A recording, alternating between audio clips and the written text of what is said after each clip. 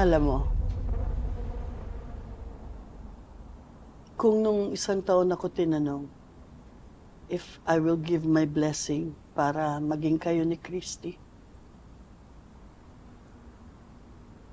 diretsahan akong tututo.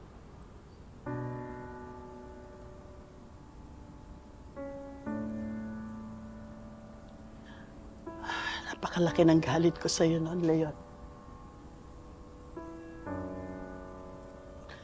At ang akala ko, hindi na kita mapapatawad dahil sa kalupitang ginawa mo sa anak ko.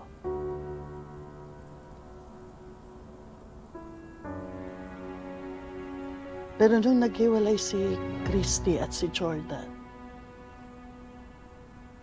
I saw how lost and broken my daughter was. At bilang isang ina, masakit para sa akin na makita ang aking anak na malungkot at parang wala nang drive mabuhay.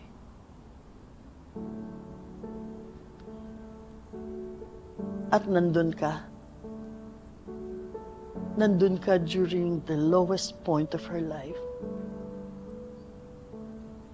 At wala kang ibang ipinakita kundi ang iyong pagmamahal para sa kanya at para sa mga anak niya.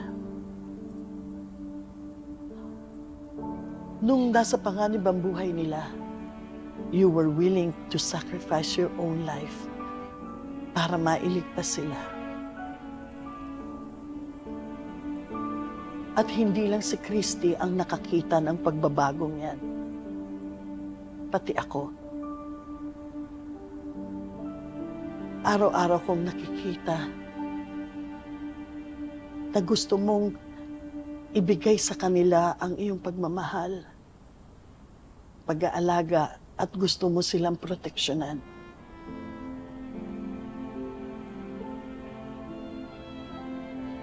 Alam mo, Leon, that's all I needed to see para ipagkatiwala ko siya sa'yo. Nung sinabi ko kanina na masaya ako para sa inyong dalawa, I really meant it. Kaya wini-welcome kita sa buhay ng anak ko.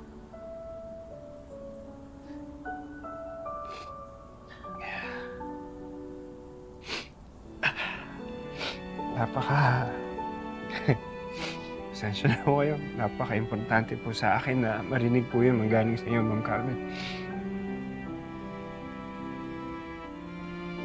Ang dami ko pong kasalanan sa'yo. Kay Christy sa buong pamilya niyo. Pero wag po kayong mag-aalala. Dahil gagawin ko po ang lahat para maging maligaya si Christy. At gagawin ko ang lahat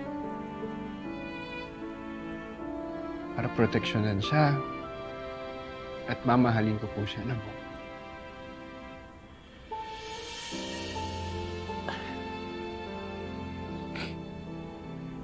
Salamat. Salamat, Leon.